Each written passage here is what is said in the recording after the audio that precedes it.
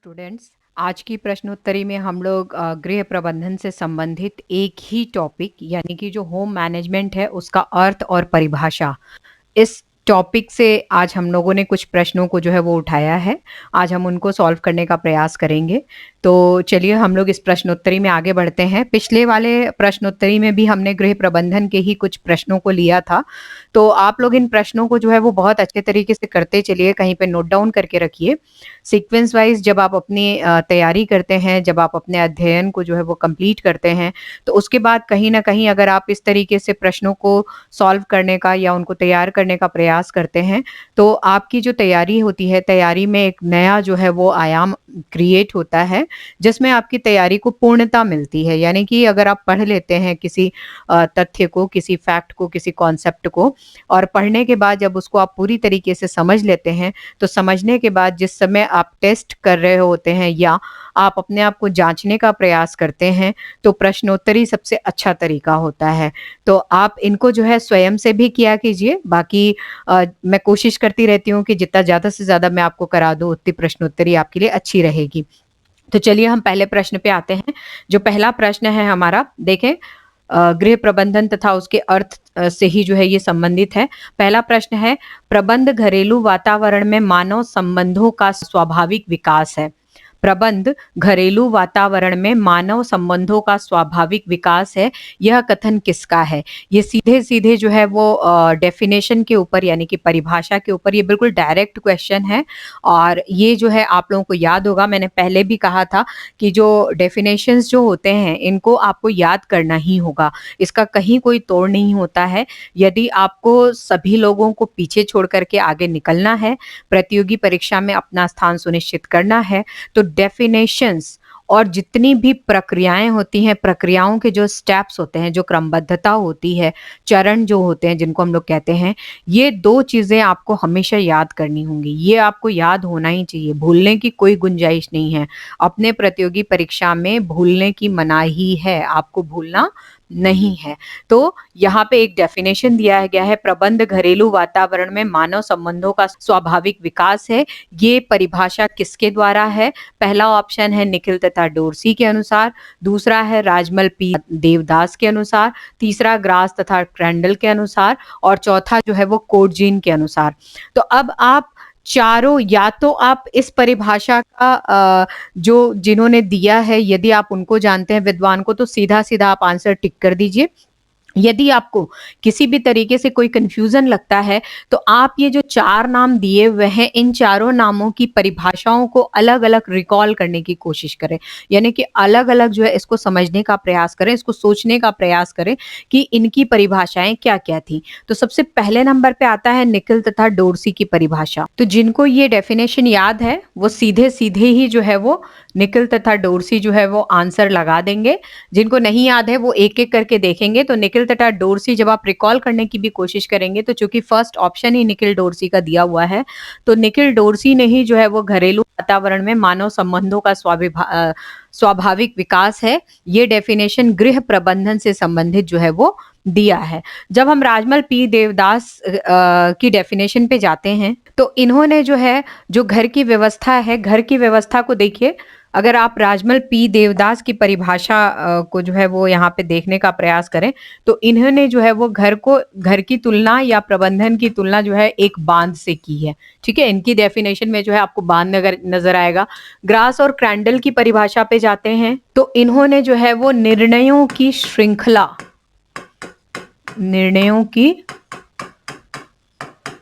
श्रृंखला कहा है प्रबंधन को। और कोडजीन के पास यदि जाते हैं, तो इन्होंने जो है वो व्यवहारिक विज्ञान कहा है।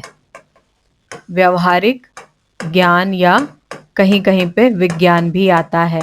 प्रबंधन को व्यवहारिक ज्ञान या व्यवहारिक विज्ञान कहा है। तो इस प्रकार से अलग-अलग विद्वानों के अनुसार जो है वो, अगर अलग-अलग डेफिनेशन भी आप देखने का प्रयास करें, क्योंकि पहले ही ऑप्शन निखिल और डोरसी का है, तो या तो हम परिभाषा के हिसाब से ऑप्शन पे टिक करें, या ऑप्शन के हिसाब से हम परिभाषाओं को रिकॉल करने का प्रयास करें, तो पहले नंबर पे ही निखिल और डोरसी हमारा करेक्ट आंसर आ जाता है। फिर भी यदि कहीं से कोई कंफ्यूजन आपको नजर आता है, तो आप अलग-अलग जो विद्वान हैं उनके डेफिनेशंस को फिर से रिकॉल करने की कोशिश कीजिए। राजमल पी देवदास जी ने जो है जो गृह प्रबंधन है इसको इसकी पूरी की पूरी प्रक्रियाओं को जो है एक बांध से उसकी तुलना की और उन्होंने कहा कि जिस तरीके से बांध होता है बांध में जो है बांध के जरिए हम लोग जो पानी होता है जल जो होता है उस जल को हम लोग संजो करके रखते हैं जब हमें आवश्यकता महसूस होती है वैसे वैसे हम उनका उपयोग करते हैं। ठीक उसी तरीके से जो गृह प्रबंधन के अंतर्गत जितने संसाधन होते हैं उन संसाधनों को भी जो है वो संजो करके रखा जाता है और पारिवारिक आवश्यकताओं के अनुसार और लक्ष्यों की प्राप्ति के अनुसार जो है हम उन संसाधनों का प्रयोग जो है वो सुनिश्चित करते हैं। दूसरा हम आते हैं ग्रास तथा क्रैंडल के अनुसार, तो इन्होंने जो है वो गृह प्रबंधन गृह व्यवस्था को जो है वो निर्णयों की एक श्रृंखला कहा।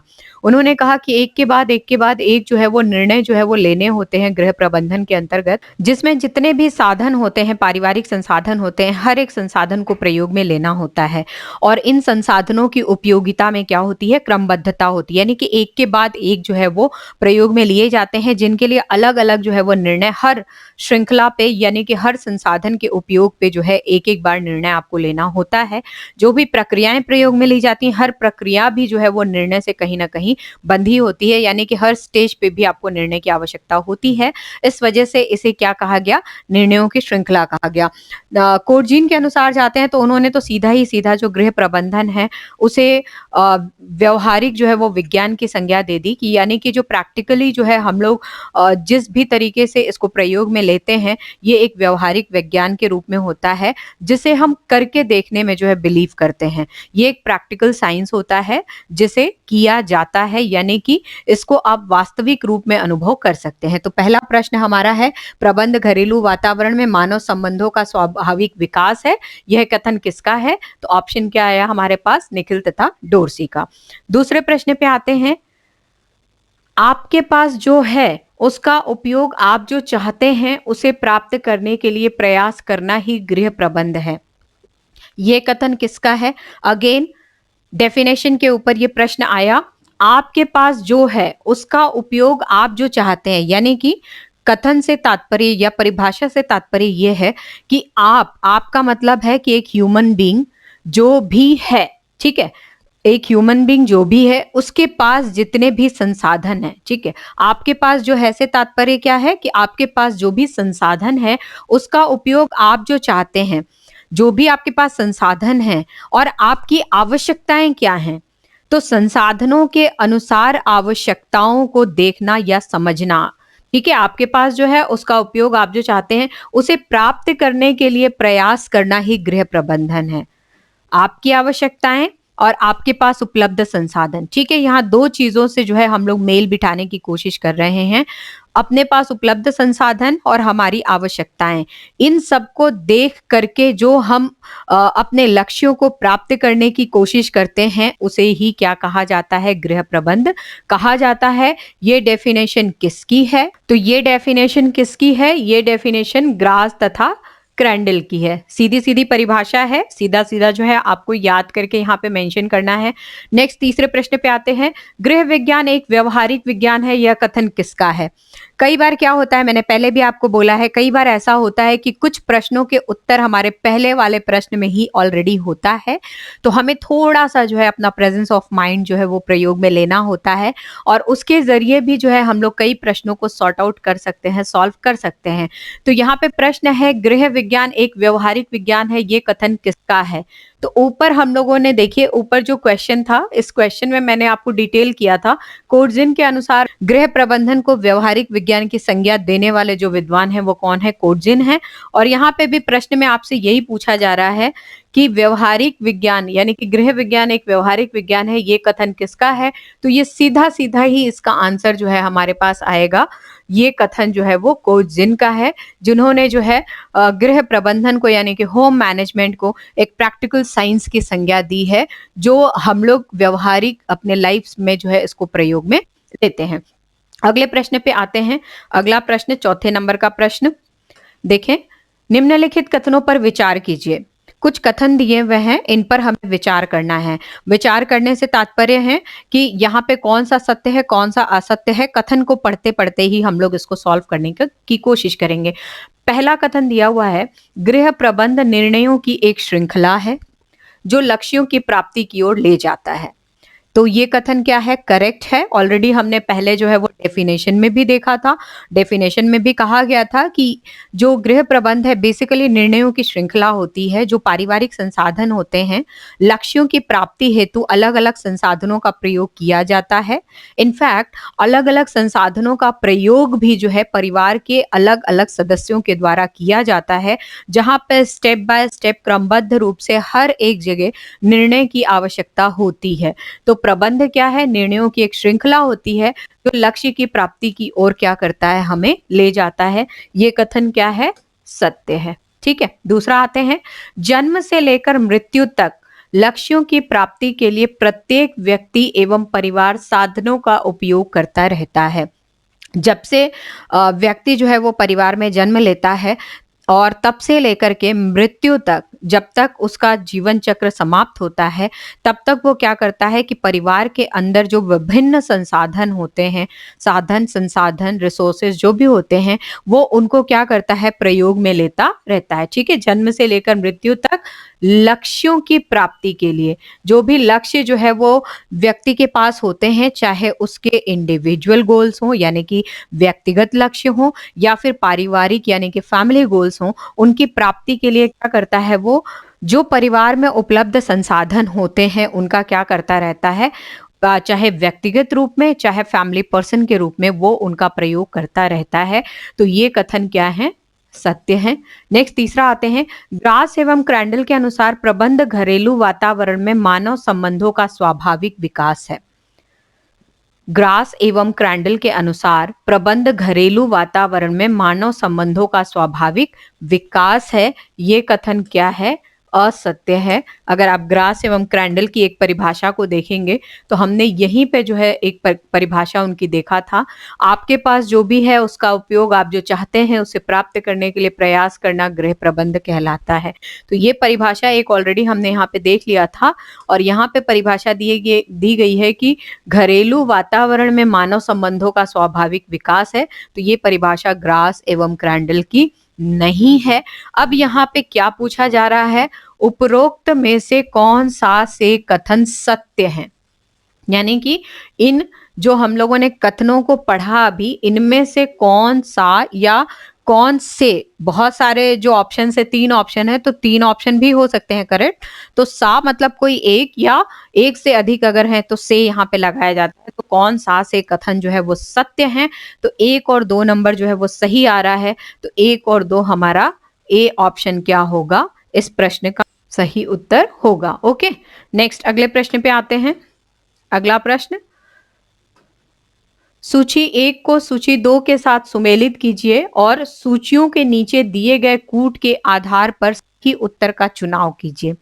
इस तरीके के प्रश्न जो है वो नेट की परीक्षा में बहुत ज्यादा पहले आया करते थे और काफी संख्या में आया करते थे, बट जब से ऑनलाइन पैटर्न पे एग्जाम स्टार्ट हुआ है तब से नंबर ऑफ क्वेश्चंस जो इस पैटर्न के हैं वो थोड़े कम हो गए, बट फिर भी स्टिल आपको प्रैक्टिस जो है वो कंटिन्यू रखनी है, बिकॉज यू नेवर नो कि किस समय जो है वो कमीशंस या बोर्ड्स जो है वो ट्विस्ट एग्जाम के पैटर्न को किस समय पे जो है वो ट्विस्ट कर देते हैं, बैंड कर देते हैं। आपको कुछ भी पता नहीं होता है वो कब कैसे किस तरीके से जो है कौन से पैटर्न को फॉलो करें, यू नेवर नो। आपको तैयारी हर लेवल पे अपनी करनी है। ठीक उसी तरीके से जब हम आरपीएससी की बात करते हैं या फिर हम उत्तर प्रदेश में टीजीटी पीजीटी या फिर अभी जो है वो एलटी ग्रेड की वैकेंसीज की बात करें या फिर हम हरियाणा की बात करें, हम उत्तराखंड की बात करें, कहीं भी जो है किसी भी स्टेट की बात करें, स्टेट लेवल पे या फिर सेंट्रल लेवल पे जो भी एग्जाम्स होते हैं, हर एग्जाम के पैटर्न में इस तरीके के प्रश्न जो है आपको देखने को मिल जाते हैं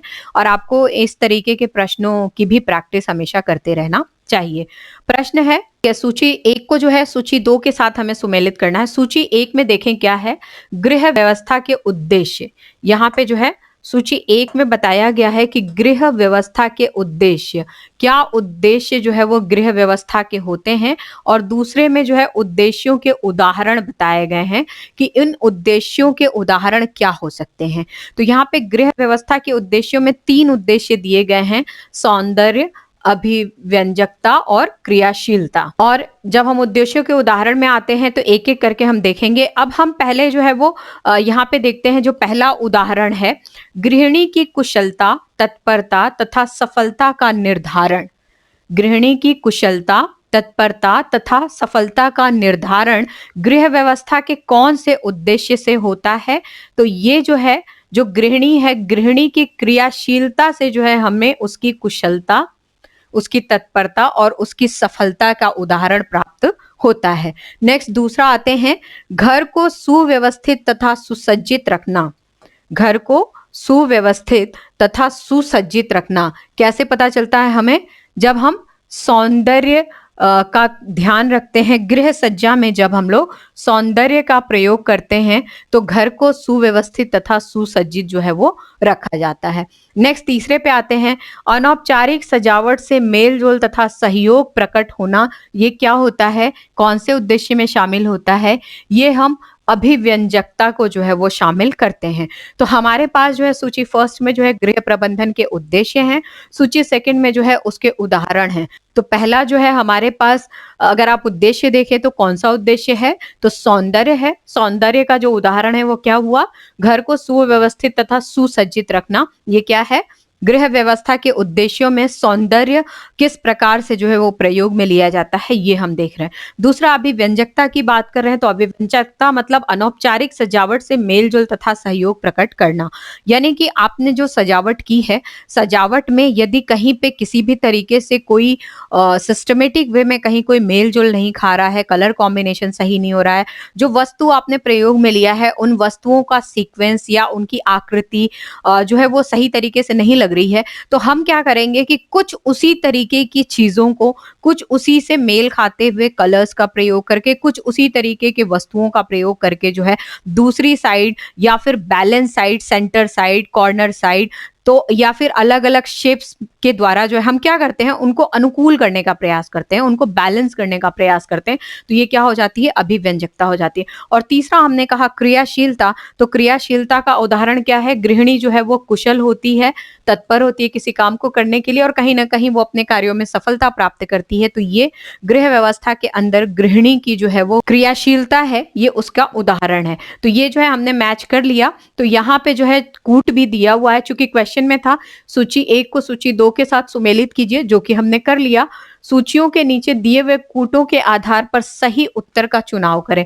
अब यहाँ पे कूट दिया हुआ है तो कूट में हम लोग मिलाएंगे।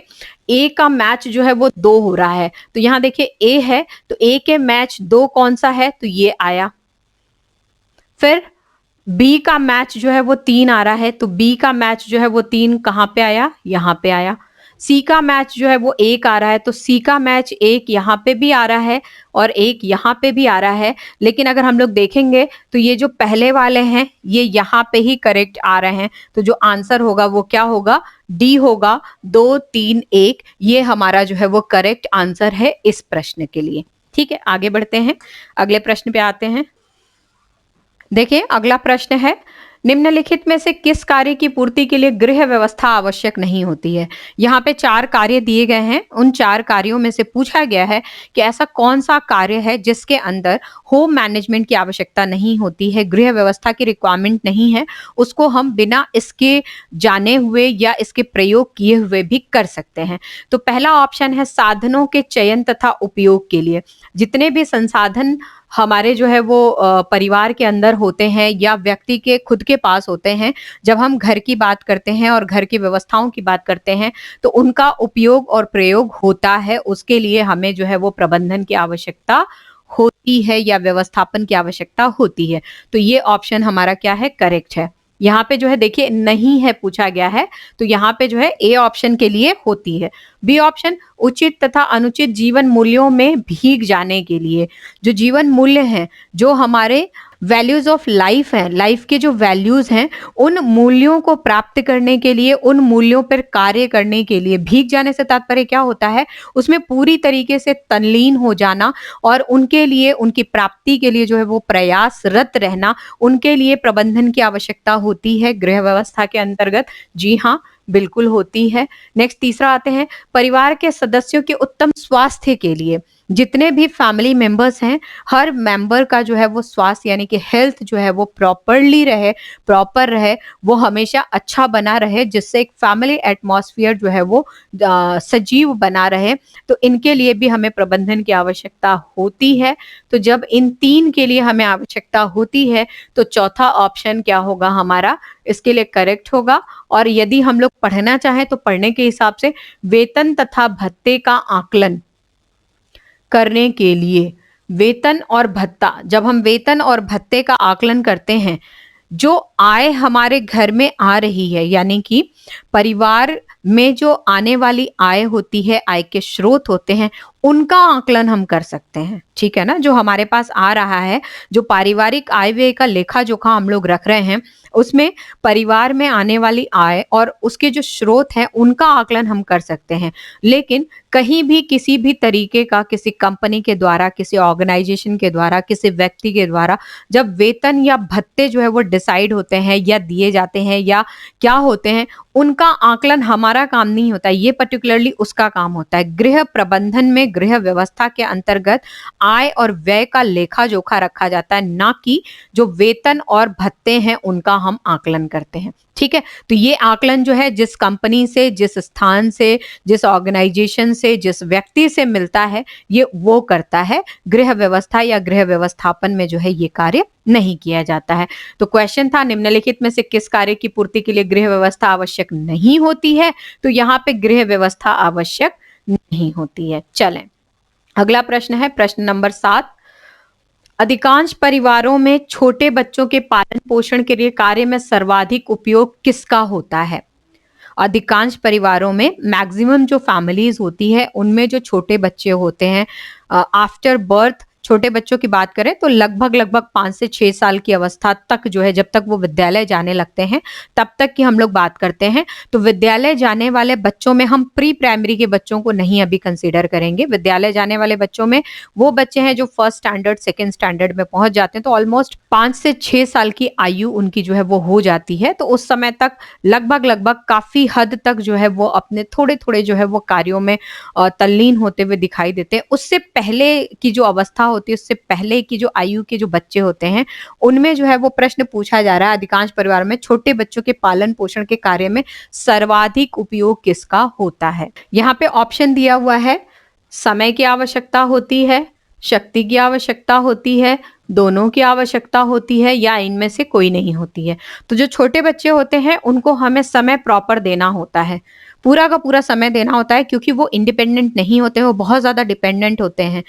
उनको खाना खिलाने वाला कोई चाहिए, कपड़ा पहनाने वाला कोई चाहिए, नींद आ रही है तो सुलाने वाला कोई चाहिए, प्रॉपरली जगाने वाला चाहिए, उनका दूध बना के दीजिए, पढ़ाना है तो बैठ करके पढ़ाइए, उनको खेलना है तो वहां पे कोई ना कोई ऑब्जर्व करने के लिए होना चाहिए। तो यहाँ पे समय की आवश्यकता होती है।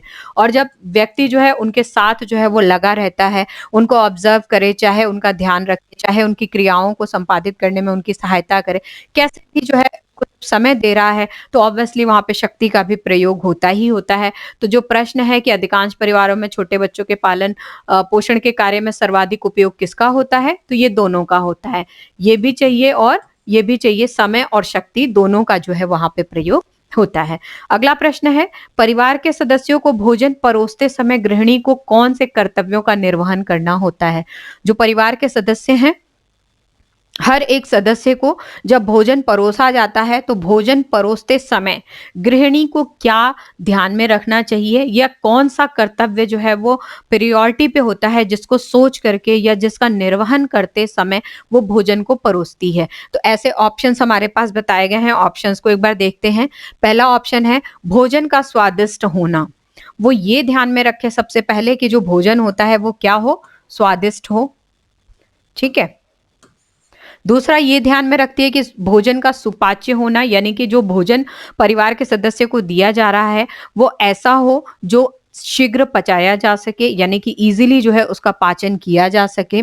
तीसरा जो है वो कहा जा रहा है कि भोजन का संतुलित होना, यानी कि जो है जो व्यक्ति है उसके आयु के अनुसार, उसकी अवस्था के अनुसार और उसकी क्रियाशीलता के अनुसार, इन तीनों चीजों को ध्यान में रखते हुए उसको बैलेंस डाइट दिया जाए, यानी कि संतुलित आहार दिया जाए। और चौथा ऑप्शन आ रहा है हमारे पास, सभी का। तो जी हाँ, जो परिवार के सदस्य होते हैं, जब एक गृहिणी परिवार के किसी भी सदस्य को भोजन परोसती है, तो वो इन तीनों चीज़ों का ध्यान रखती है कि भोजन क्या हो, स्वादिष्ट हो, यानी कि वो टेस्टी हो जिससे परिवार का सदस्य जो है उसको अपनी इच्छा से, मन से और बहुत ही अच्छे तरीके से जो है अच्छे विचारों के साथ जो है वो ग्रहण कर सके। दूसरा हम कह रहे हैं कि भोजन जो है सुपाच्य होना चाहिए, तो हाँ, इसका भी ध्यान रखना है। परिवार का सदस्य यदि सुपाच्य भोजन ग्रहण करता है, यदि पाचन उसका जो है अच्छे तरीके से हो जाता है, तभी जो है वो सदस्य जो है अपने आप को पारिवारिक लक्ष्यों के अनुसार और अपने व्यक्तिगत लक्ष्यों के अनुसार जो है वो क्रियाशील नज़र आएगा। अन्यथा जो है वो कहीं न कहीं स्वास्थ्य के दृष्टिकोण से कहीं न कहीं डगमगाया हुआ रहेगा, जिससे जो पारिवारिक स्तर है और पारिवारिक लक्ष्य हैं, दोनों ही प्रभावित होते हैं। और तीसरी बात हम कह रहे हैं कि वो संतुलित होना चाहिए। तो संतुलित इसलिए होना चाहिए क्योंकि परिवार का हर सदस्य अलग-अलग अवस्थाओं के हिसाब से, अलग-अलग आयु के अनुसार और क्रियाशीलता के अनुसार क्या होता है, भिन्न-भिन्न होता है, ये सब हम लोग पढ़ चुके हैं। इस वजह से इन सभी को ध्यान में रखते हुए गृहिणी को जो है वो भोजन परोसना चाहिए और इन सब बातों का ध्यान रखना चाहिए। तो इस प्रश्न का उत्तर क्या होगा? ये सभी। परिवार के सदस्यों को भोजन परोसते समय गृहिणी को इन सभी कर्तव्यों का क्या करना चाहिए? निर्वहन करना चाहिए। और आखिरी प्रश्न लेते हैं आज की प्रश्नोत्तरी का। हमारे पास आखिरी प्रश्न है, गृह प्रबंधन के अध्ययन से यह प्रश्न निर्धारित किया जा सकता है। जो होम मैनेजमेंट है, होम मैनेजमेंट को जब हम लोग मैनेज करते हैं यानी कि उसका प्रयोग करते हैं, तो उसके प्रबंधन के द्वारा हम किस प्रकार के जो है वो प्रश्न निर्धारित कर सकते हैं। अर्थात जो हम प्रबंधित कर रहे हैं, तो हम किसी खासा प्रश्न के उत्तर के रूप में जो है उसको प्रबंधित कर रहे हैं। तो उस प्रबंधन से कौन से प्रश्न जो है निर्धारित हो सकते हैं जिसकी पूर्ति के लिए हम इस प्रबंधन का कार्य कर रहे हैं। तो पहला ऑप्शन आ रहा है, परिवार के सदस्यों के लिए कैसे निर्णय लिए जाएँ। पहला जो क्वेश्चन आएगा वो कि परिवार के जितने भी सदस्य हैं, हर सदस्य के लिए हम किस प्रकार का निर्णय लें। चूँकि प्रबंधन में हमने पहले ही देखा है कि ये निर्णयों की श्रृंखला होती है। तो निर्णयों की श्रृंखला होती है, तो किस प्रकार के निर्णय जो है हम प्रबंधन में लें, तो ये प्रश्न जो है हम यहाँ पे रख सकते हैं। दूसरा हम कह रहे हैं, परिवार के मूल्य, लक्ष्य व स्तर क्या होने चाहिए। हम बार-बार अगेन एंड अगेन गृह प्रबंधन के अंदर इस बात को जो है वो रिपीट करते रहते हैं कि पारिवारिक लक्ष्यों की प्राप्ति, व्यक्तिगत लक्ष्यों की प्राप्ति। तो ये जो पारिवारिक लक्ष्य हैं, क्या हैं ये?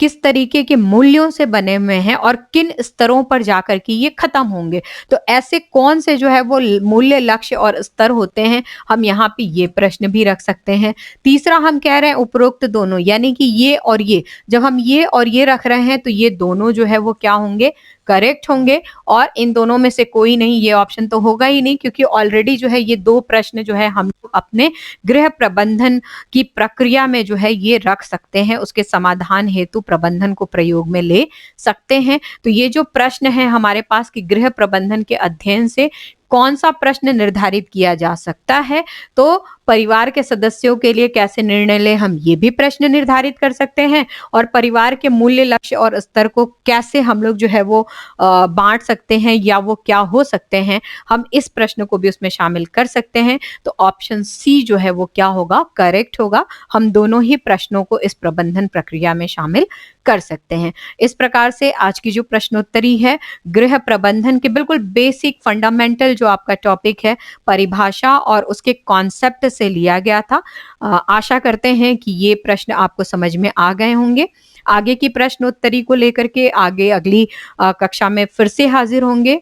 तब तक के लिए जो लोग भी गृह विज्ञान पीजीटी, टीजीटी या एलटी की तैयारी करने का सोच रहे हैं या करना चाह रहे हैं या कर रहे हैं, अगर उनको किसी भी तरीके की गाइडेंस की आवश्यकता है, तो टीजीटी का ऑनलाइन कोर्स ऑलरेडी चल रहा है, वो उस कोर्स को ज्वाइन कर सकते हैं। उससे आपको बहुत बेनिफिट मिलेगा क्योंकि क्लासेस जो है वो इसी तरीके से, इसी पैटर्न पे रिकॉर्डेड आपको दी जाती हैं। हर टॉपिक के बाद इसी तरीके से जो है वो प्रश्नों को एनालिसिस किया जाता है, प्रश्नों का जो है प्रश्न श्रृंखला आपको दी जाती है, जिससे आपकी तैयारी कहीं न कहीं सुदृढ़ होती है। सो अगर कोई प्रॉब्लम है तो आप लोग मुझसे बात कर सकते हैं और किसी भी गाइडेंस के लिए कभी भी आप मुझे इस नंबर पे कॉन्टैक्ट कर सकते हैं। Thank you so much.